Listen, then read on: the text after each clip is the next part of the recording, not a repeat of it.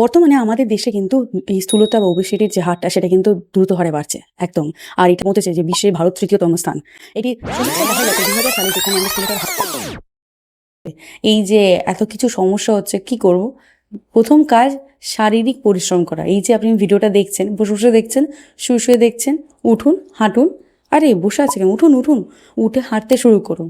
এই যে স্টুডেন্টসদের বলবো, তোমরা একটু ছোট, স্কিপিং করো, দৌড়াও। আরে এতে তোমাদের পড়াশোনা ভালো মুখস্থ হবে। আমরা ক্লিন ডায়েট ফলো করব। ক্লিন ডায়েট মানে একদম এই যে টাটকা শাক সবজি খাবো, ফল খাবো বেশি করে, যেটা আমাদের ডায়েট থেকে আজকাল মুছেই যাচ্ছে, তাই না? বাড়ির হালকা পাতলা ট্যালটেলে ঝোলটাই খাবো। কারণ আমি জানি বাইরে বেরোলে আপনার খেতে ইচ্ছে করে, আমারও ইচ্ছা করে। না, একদিন নিজেকে চ্যালেঞ্জ দেওয়া যায় না যে আজকে বাইরে বেরিয়ে আমি কিচ্ছু খাবো না।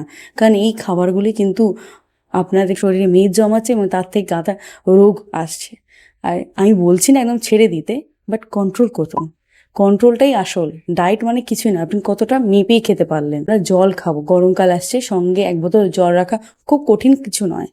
পর্যাপ্ত পরিমাণে ঘুম ভীষণ দরকার, না হলে কর্টিসল রিলিজ হবে, যেটা মেদ জমাতে সাহায্য করবে এবং হরমোনাল অনেক রকম সমস্যা দেখা দেয়। আপনি যদি সত্যি ওজন কমাতে চান তাহলে সেটা ভেতর থেকে নিজেকে জিজ্ঞেস করুন আপনি চান কিনা। আর কারোর দ্বারা প্রভাবিত হবেন না যে এত কম সময় ওজন কমে গেল, ও তো বললো 7 দিনে হয়ে যায়, ও বললো 2 মাসে হয়ে যায়, সে বলেছে 14 দিনে হয়ে যায়। না, আপনার যখন ওজনটা বাড়ছিল সেটা কি আপনি 7 দিন, 14 দিন বা 2 মাসে করেছিলেন? কয়েক বছর ধরে আপনি যত্ন সহকারে লালিত পালিত করে আপনার ওজনটা বেড়েছে, তখন তো সময় দিয়েছে। তাহলে ওজন কমানোর সময় এত তাড়া কিসের আপনার?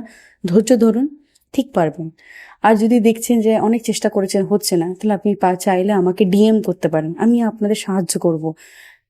কিন্তু ধৈর্য ধরতে হবে মশাই, এত সহজে না। কারণ যত তাড়াতাড়ি আপনি ওজন কমাবেন সেটা তত বেশি আনহেলথ, হিতে বিপরীত যাতে না হয়। তাহলে টাইম নিয়ে নিজের ওজনটাকে কমানোর চেষ্টা করুন। এটা হেলদিও হবে আর আপনি ভালো থাকবেন। আর একটাই কথা বলবো, কেউ আপনাকে ব্যঙ্গ করছে, উল্টোপাল্টা নামে ডাকছে, বডি শেমিং করছে, এটা এতটা সিরিয়াসলি ভাবে নেবেন না। এটা তার মানসিকতা পরিচয়। আপনি এগিয়ে যান, মনটা ভেঙে ফেলবেন না, আপনি ঠিক পারবেন। আবার শুরু করুন।